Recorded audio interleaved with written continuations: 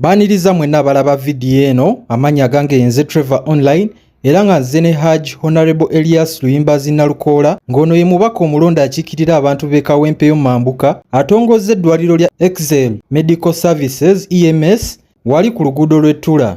Ku mukolo guno gwetabiddwako abakungu okuva mu kibiina kya National Unity Platform, Honorable Nalukoola ategeezezza nti eddwaliro lino ligendereddwamu okuyamba abayinike n'abo abateesobola abali mu constituency gy'akiikirira nga bano tebafuna mpeereza okuva mu malwaliro ga gavumenti.